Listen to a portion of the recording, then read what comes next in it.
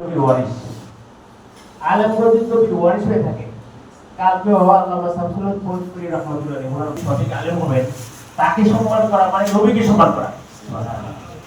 তাহলে আমরা যে সংগঠন করি আমরা কি মনে করি না এটা নায়েবে নবী মানে সঠিক নবীর অনুসারে একটা দল এটা মনে করি কিনা বলেন তো?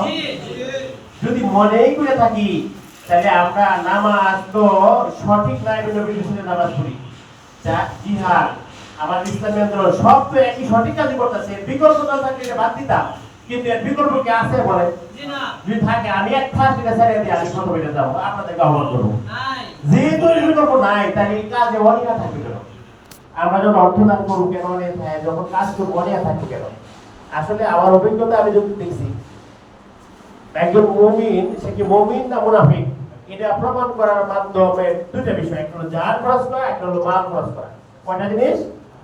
এটা সাহাবীদের ইতিহাস থেকে জানা যায়। যেমন এক যুগে আল্লাহ রাসূল সাল্লাল্লাহু আলাইহি ওয়াসাল্লাম রওনা অর্থপথ থেকে 250 জন 350 জন সাহাবী নামধারী তারা পথ থেকে বেরিয়ে গেছে, আমরা চেক করে পাবো না। পরে আল্লাহ যুদ্ধ করে মুনাফিকদের সাথে মুনাফিক, তাহলে মুনাফিক তো বলেছে কখন যখন জান যাবে সম্ভাবনা ওই জায়গাতে পাবে। আমরা যখন পিছা পর্যন্ত ডাক দিব যখন জানের উপর প্রশ্ন হয় আমরা যদি ব্যাংকে জায়গা দল ছেড়া দেই চুপ তাই তাহলে কার সাথে ব্যাংকে মিলে মুনাফিক আমরা কি মুনাফিক থাকতে চাই না ইমান থাকতে চাই? তাহলে বিগত ভুলগুলো দুনিয়া মুনাফিকের এই বৈশিষ্ট্য থাকা যাবে না। দ্বিতীয় অর্থ হযরত আবু বকর রাদিয়াল্লাহু আনহু যখন খলিফা ছিলেন তখন একদল লোক যাকাত দিব সব মানে কিন্তু কি দিব না যাকাত। আবু বকর রাদিয়াল্লাহু আনহু তার বিরুদ্ধে জিহাদ করছিল। তাহলে কোন জায়গায় ঈমান মুনাফিক প্রমাণ হয়? অর্থের কাছে। আজকে অনেকে আমরা চরমনায় মরে যাচ্ছি, কিন্তু যদি মনে করা হয় যে একটা সার মূল্য প্রতিদিন দিব, একটা সার মূল্য কত টাকা? 5 টাকা, 30 মাসে কত হয়? আমি চা খাবো না, আমি 10 টাকা করে যদি মনে হিম্মত করি 10 টাকা করে দেবো 300 টাকা হয়। আমরা কি এটা হিম্মতটা করতে পারি না? আরেকটা হলো এই যে বর্তমান যে আমার সামনে যে কাজ দুইটা জিনিস হাইলাইট করবো, এটা আমার থেকে একটা হলো নারী নেতৃত্ব হারাম পর্দা খরচ।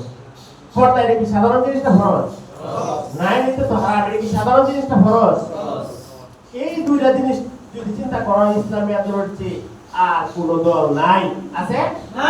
আমি 30 বছর অবজারভেশন করছি প্রত্যেকটা ইসলামের নামে যত দল হয়তো খালেদাদের সাথে ইফতারি করছে না আলী হাসিনার সাথে ইফতারি করেছে, হয়তো এই দল না সেই দল, এবং এই দলের সহযোগী যারা ছিল আমিও তাদেরকে অপরাধী মনে করি, সঠিক দল মনে করি না। এই জন্য ইসলামী আন্দোলন করি, কথা ঠিক না ভাই? এত এই দুইটা জিনিস হাইলাইট করে আমার মনে হয় কাজে আমরা কাজে যাব।